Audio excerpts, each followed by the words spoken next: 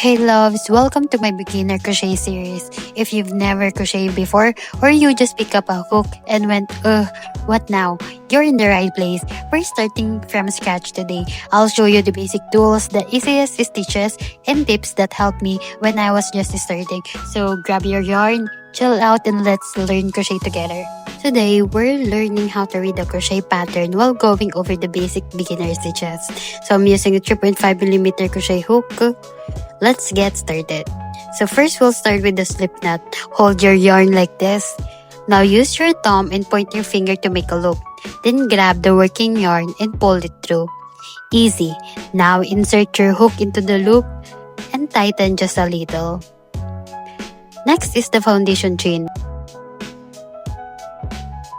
Yarn over and pull through.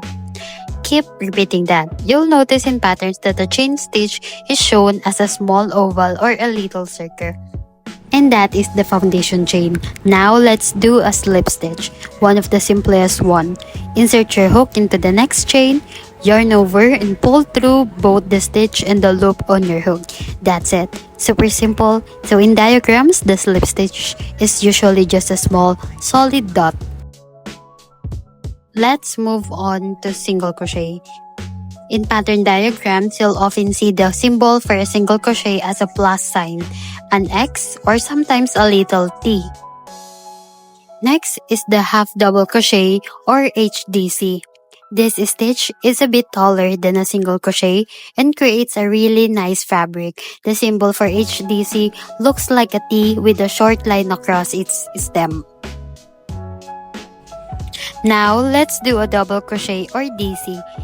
This stitch is taller and adds some great height to your rows. The symbol for double crochet is also a T, but it has one line through the stem. So remember, one line is equal to double crochet.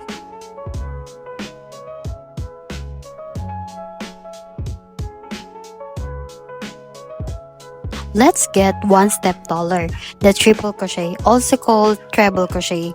This one adds a lot of height. The symbol looks like a T with two lines through the stem. So the taller the stitch, the more lines into the symbol.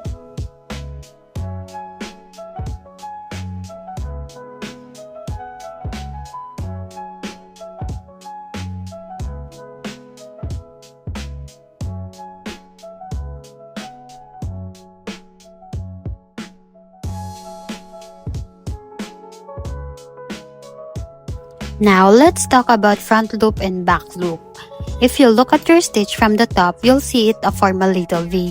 The loop closer to you is the front loop. The loop farther away is the back loop. Now, how do we decrease and increase in a pattern? For an increase, you simply crochet 2 stitches in the same spot. For example, 2 double crochet into 1 chain. In the diagram, it looks like this. 2 T symbols coming from one base. For a decrease, let's say we're doing a double crochet decrease. Yarn over, insert into the stitch, yarn over and pull up a loop.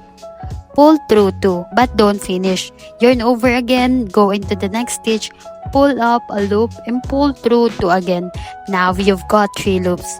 Yarn over one last time and pull through all 3. There you go. We just went through how to make the basic crochet stitches and how to recognize their symbols and pattern. If you found this helpful, give it a thumbs up, subscribe, and let me know in the comments what pattern you're trying to learn next. I'd love to help. Until next time, happy crocheting!